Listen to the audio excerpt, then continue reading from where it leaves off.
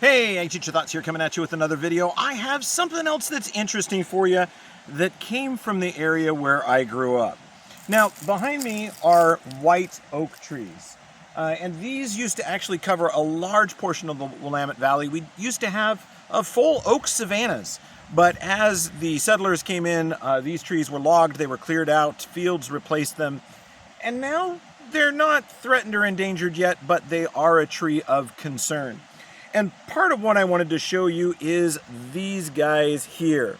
Now these, as you can see, these are definitely a type of plant material. So this is grown by a plant, but this doesn't come from plant DNA. These are what's called oak galls, G-A-L-L-S, a gall. And this oak gall was actually created by a wasp.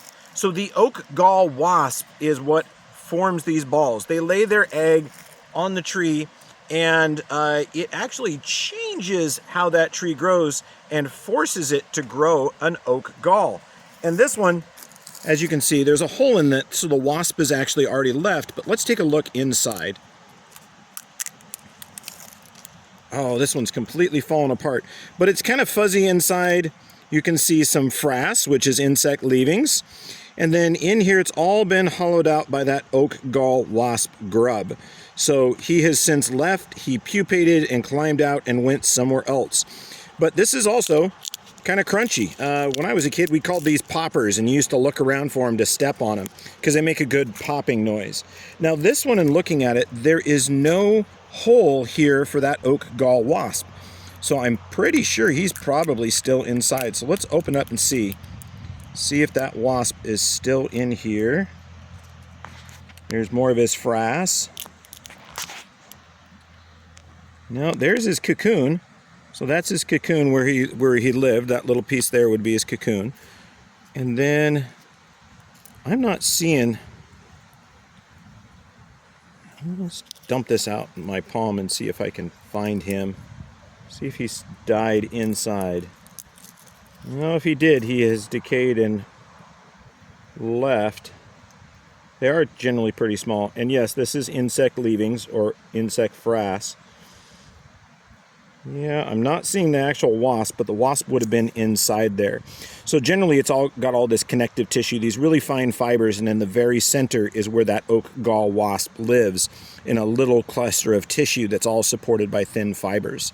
But yeah, that's the oak gall wasp nest, and that's an oak gall. And you'll find these on the ground underneath oak trees.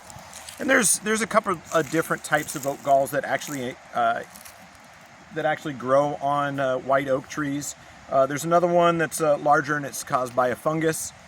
This one, I think it's actually a virus that works with that oak gall wasp to make the genetic changes to form that oak gall. But in my area, it's quite a kid pastime is to walk around and look for those. We can look and see if we can find another one. See if we can find one here. Looking. My cameraman's looking too. Sometimes they're harder to find, but they'll be in the leaf litter. I don't think the infestation of oak gall wasps was very severe here because I don't see many more of them. But anyway, that's where you would find them.